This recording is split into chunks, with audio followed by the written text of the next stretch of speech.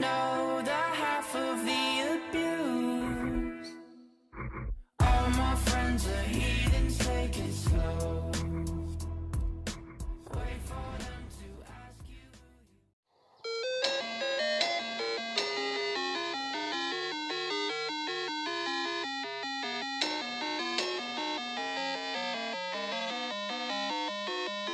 Begin! Reading. Game allows you to break the narrative by skipping ahead during chapter select. Boy, this highway sure looks a lot different than it does in the comics and the television series. Way to keep those racial stereotypes alive, Telltale.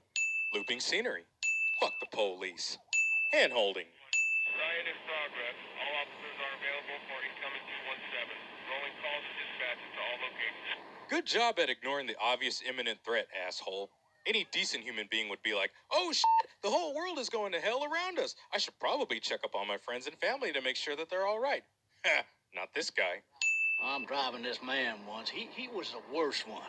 He wouldn't stop going on about how he didn't do it. He was an older fella, big soft eyes behind a pair of smart folk glasses. Ha ha, comic book inside reference. Any of that seem important to you? All of it. But that box never shuts up. This cop is still ignoring the obvious. Apparently, gravity ceases to exist in video game car crashes. What the hell caused that wound? These windows are still intact, so it can't be from shards of glass. Maybe it's just a plot wound. Oh, that doesn't look good. Take a look at the blood trail leading up to his body, Lee. That ought to give you a hint. The dropping the object near a dead body's mouth to see if they'll turn into a zombie and bite your hand off cliche. The failing to reload a weapon when preparing to combat a zombie cliche. Lee tosses a viable weapon during an apocalypse. Who cares if it's out of ammo? There's always a possibility that you'll find ammo later on. Are you dead? Hey! Are you dead? Well, Lee, you blew a man's head off with a shotgun. Take a wild guess. Hey, look, it's the plot fence. This unnecessarily wide camera angle. Fill one of those teacups with some bourbon if I could. I'm a little teapot, short and stout. Here's my handle, here's my spout. Maybe I should just check inside the house through the glass door. Lee gets a gold star for pointing out the obvious. We go from daytime to dusk in a matter of seconds. I'm not an intruder. Technically you are an intruder. Lee slips on a clearly obvious puddle of blood. Where the hell did this walker come from? It was nowhere to be found when you were scouting the place earlier. That fall would have killed him, or at the very least incapacitated him long enough to get eaten. Meaning, Game over. out of all the baseball caps that Clementine could wear, she picks the one that resembles the Arizona Diamondbacks. Trust us, people, we're from Arizona, and we know how much the Diamondbacks suck. That World Series win back in 2001 was a fluke. Man, Lee, it's amazing how you're able to push that car with your injured leg. Gee, how far away was that farm? It took them all evening to get there. Unless, of course, you were a bunch of dumbasses like us and waited till the evening to get a move on. Herschel is a terrible doctor. He doesn't even use antiseptic before wrapping Lee's wound. You and your daughter are welcome to rest there. We already mentioned that she's not Lee's daughter. Oh, not his daughter. He's the babysitter. We gotta reinforce the fence around the farm. That doesn't seem necessary. Herschel thinks that a fragile picket fence is going to stop a legion of the dead. Bed covers that aren't used. Duck. Worthless. I'm a commercial fisherman, catching mackerel, dolphin. Kenny hunts dolphin. Oh man, look at those uneven textures. This information is pointless since Sean will die in a matter of minutes. Random hammering sound effect. I don't know who you are or what you did, but you better become a better liar, and fast. Herschel will call you out for lying even if you told him the truth. Gee, I know it's for the sake of the plot, but how did Sean nor Duck not notice walkers approaching the farm? They're freaking walkers! It's not like they could have snuck onto the farm. Well, this is as far as we're going. What? You didn't bother to get gas? More teleporting walkers. Is there any real reason Duck didn't get bit here, other than for the sake of the plot? Glenn! We're just regular folks, but we actually like helping people. Yeah, except for that one time where you left Sean to die. When I say that door stays shut no matter what, I fucking mean it. They would have died out there. Then we let them. We have to end this now. Over my dead body, we'll dig one hole. We'll get this kid out of here. Gee, can we make it any more obvious that you two are the assholes of the group? They will find us, and they will get in here, and none of this will fucking matter. So why exactly are you guys still here? Really? All this time in the pharmacy and you didn't notice a walker inside of the bathroom? The asshole character has an insert medical condition here to see if you'll end up giving a damn about them later on, cliche. What's your name? It's Lily. My dad's Larry. It's Doug. And I'm Carly. So, Are you okay? what? Yeah, I'm fine. I'm good. That's good. Unnecessary awkward dialogue. What are you messing around with there? A radio. I can't get it to work, though. You know that there are no batteries in that thing. Yeah, of course. I mean, yeah. No. I can try to find some. Needs two.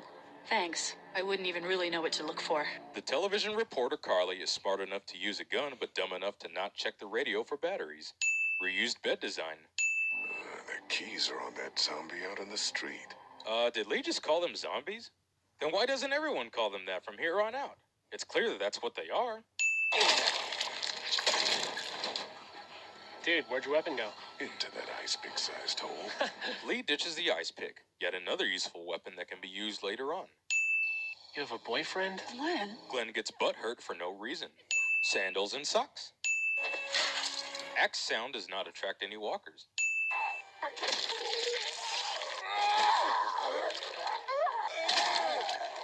Well, Lee was swinging that axe pretty good earlier on, but now we have to make him struggle for the sake of emotional crisis because it's his brother.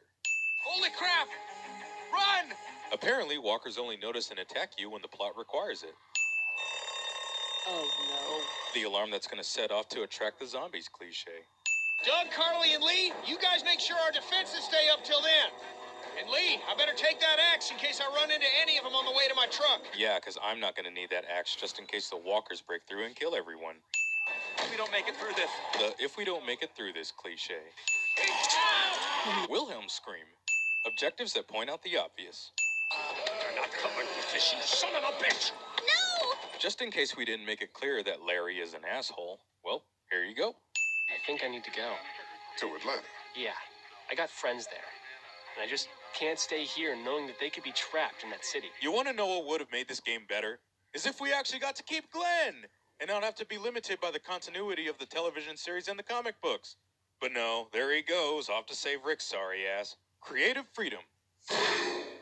How did you choose? We both needed you. You picked me.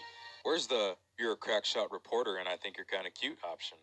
Stay the fuck away from her. Or what?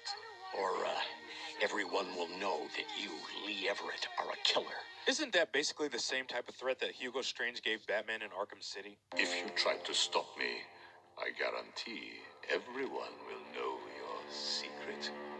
That guy Doug is dead because of me. No, he's not. He's dead because he left you for no reason other than to give you that forced decision for the sake of the plot. You know, guys, I think it's going to be okay. It's gonna be okay when it's really not cliche. What's the point of having a to be continued when all you're gonna put next is next time on The Walking Dead? Yeah, except then I'd probably be food by now. Haha, not so subtle foreshadowing. He's a walking pile driver. I know I wouldn't want to be stuck in a room with him. Now that kind of is subtle foreshadowing. He's just an old racist asshole. Playing the race card. Ben, shut up! My dad was Special Forces. I know what I'm doing. The my parents are insert here, therefore I know what I'm doing argument.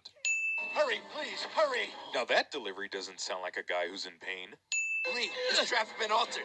There's no release latch. Well, that's pretty stupid. Who makes a bear trap without a release latch? Oh, I know. Telltale! Because I have to add this scene for the sake of tension and because the plot demands it. You know, this is some pretty crappy fortification. The barrier's too short, and it can be easily climbed because the slopes are on the other side. Bubble jacket. This man has no leg. Well, he's got half a leg. That's a pretty ineffective way of using an axe. Subtitles that match the color of a character's clothes. Oh, look at that. My shadows are going nuts. You've been good to me and my family. You saved Duck from those monsters, and you stood up to Larry at the drugstore. I won't forget that. Yeah, until the script says otherwise. Probably not a wise move to put your hand so close to a walker's mouth, Lee. Why'd you bring him here in the first place, asshole? Dad. Oh, I don't know. Maybe because the plot required it. There was no option to just shoot him and leave him behind. It's not the bite that does it. You come back no matter how you die. If you don't destroy the brain, that's just what happens. It's gonna happen to all of us. Crucial plot details delivered by an inept character that everyone will end up hating later on. But you'd really be helping out a fellow survivor if you could part with some extra gas before we leave. So I'm guessing you guys didn't bother to check the abandoned cars for gas? Danny and I got you covered if something happens. How are you gonna help defend us? You have no weapons! Fuck you! Fuck you! Fuck you! Jesus. What a waste of ammo. I thought I saw y'all with company coming down the drive. This woman's accent.